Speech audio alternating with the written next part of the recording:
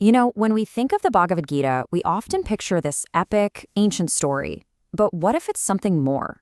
What if it's actually a practical guide for the toughest battle you'll ever fight? The one that's going on inside your own mind. Today, we're going to dive into the Gita's very first lesson. And believe it or not, it all starts with a hero having a complete breakdown on a battlefield. And, the source material we're using for this explainer puts it perfectly.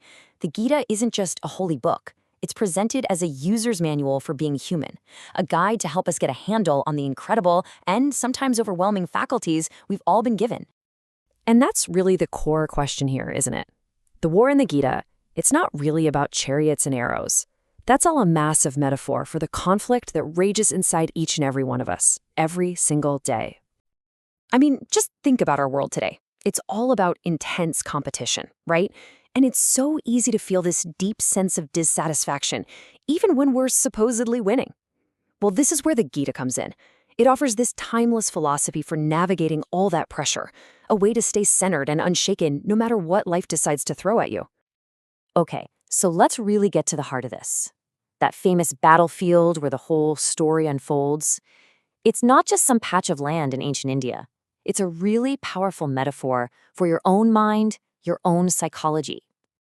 And this, right here, is where you can see the absolute genius of the Gita. It reframes the entire epic.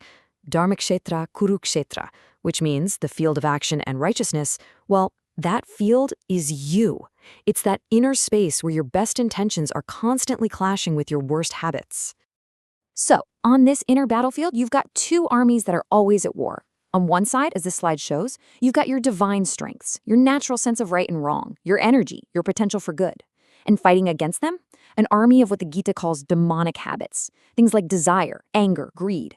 What modern psychology might call our unchecked impulses or cognitive biases. And they are all fighting for control of your mind.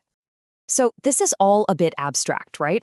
Let's make it real. Let's see how this inner battle actually plays out in the story of this incredible warrior, Arjuna, because it's in his moment of total crisis that the Gita's real wisdom starts to unfold.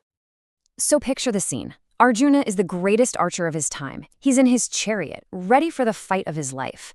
But then he looks across the field at the army he's supposed to destroy, and he doesn't just see enemies. He sees his grandfathers, his teachers, his cousins, and his friends. And that sight it completely shatters him.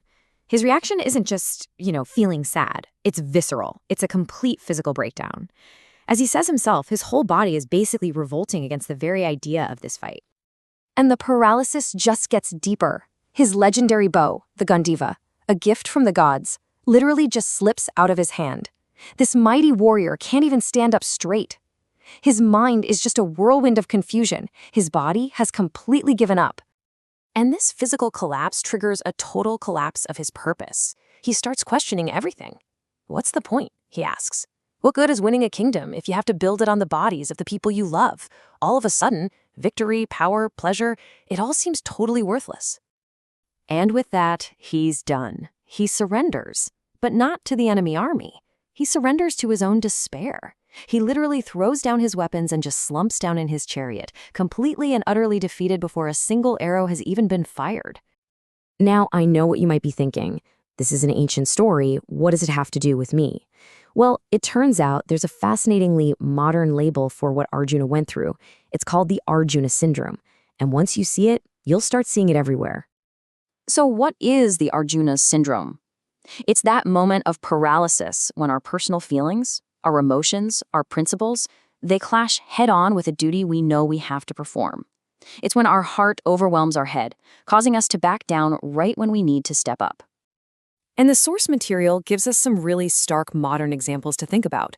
Imagine a national leader whose personal beliefs prevent them from carrying out a legal sentence, or a judge who lets a dangerous criminal go free because they're swayed by the idea of forgiveness. But it also hits much closer to home. It's anytime we have to do something difficult or unpleasant to fulfill our responsibilities, but we just can't. We find ourselves paralyzed. Okay, but here's where it all flips on its head. This is the most powerful insight of the whole thing. What if Arjuna's despair wasn't a failure? What if it was actually the necessary first step on his journey? What if the problem itself was the path forward? And get this, the proof is right there in the name of the chapter. It's not called Arjuna's failure or Arjuna's cowardice. The actual Sanskrit title is Arjuna Vishada Yoga, and that changes everything. So what on earth does that mean? Well, Vishada means sorrow or despondency, that feeling of being completely lost, and yoga means union or connection. The Gita is telling us that his sorrow, his crisis, is the crucial starting point. It's the moment he finally admits he's confused and develops this deep, desperate longing for answers. That longing is the yoga. It's the connection that kicks off his entire journey to wisdom. His breakdown was actually his breakthrough. And that leaves us with a really profound question to think about. The next time you feel completely lost, totally overwhelmed, or just confused, remember Arjuna. Is that feeling a sign that you're weak or that you're failing? Or could it be the essential, uncomfortable, but absolutely powerful first step toward finding a much deeper truth?